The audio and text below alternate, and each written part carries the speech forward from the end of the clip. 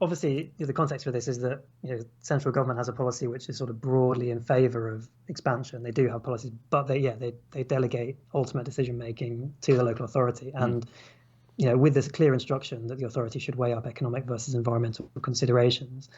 They don't explicitly state that economics are by default considered to be benefits, but that's yeah. Kind of it does see it is. I can imagine it is set as one versus the other. Yeah, exactly. With all the which is something that I'm hoping my report can help to reframe. But yes. Anyway, I mean, it's not an easy task, as you say.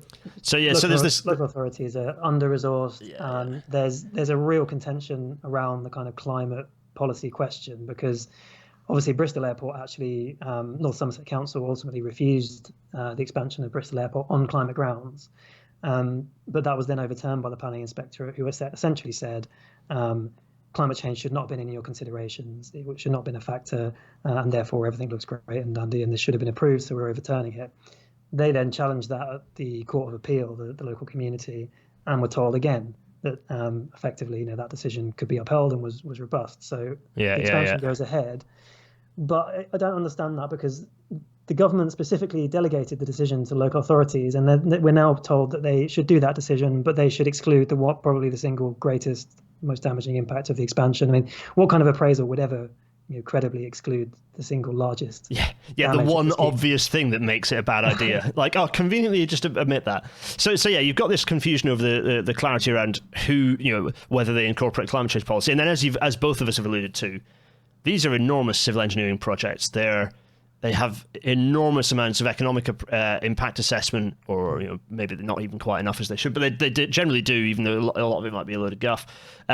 They have huge amounts of documentation that just require, if nothing else, they require someone to sit down and read it, even if they don't, even whether or not they're understanding it. The time taken to just read that documentation is more than most council offices have in terms of total staffing.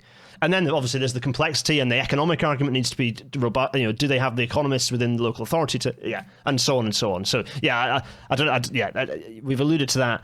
But this other one was interesting, and you've also alluded to this, is this one here about the vacuum of standards in relation to economic appraisal.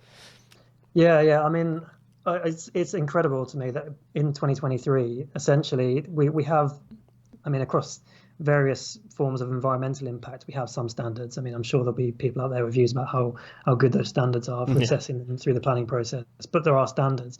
But on the core issue of economic impact assessment, there is essentially nothing. I mean, there's some sort of vague comments around needing to consider the population effects of a proposal, but airports are producing hundreds, if not thousands, of pages of claims around sort of job creation, other aspects.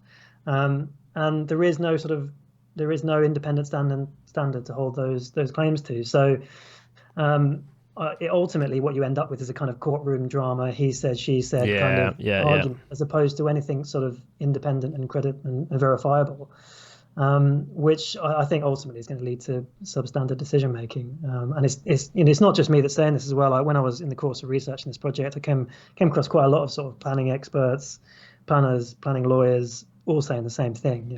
This is a gulf, and in 2023 it should have been sorted by now. It's shocking that it hasn't been fixed. And then the last point which you made is and again we come back to Bristol because it's recent and also one that well, is that these local authorities pretty much expect central government to overrule them anyway. So all this expense, all the resources they're expending, and they're just getting overruled anyway. It's not the best. Yeah, well, same thing happened in Stansted, although that one had a lot of complexity to it as well. That particular case, a lot of specifics, but ultimately overruled. In the Manston Airport case, of course, a freight airport expansion proposal, the planning inspectorate themselves actually recommended to refuse it, but then the Secretary of State just stepped in and approved it anyway. That one's in the courts now as well, I think. So really, ultimately, government delegated decision making, but then just makes the decision themselves anyway. So. Yeah, we'll see what happens with London City. I know that they've been refused, but they're going to appeal. Will that appeal go down the same route as these previous ones? I don't know. We'll see, I guess.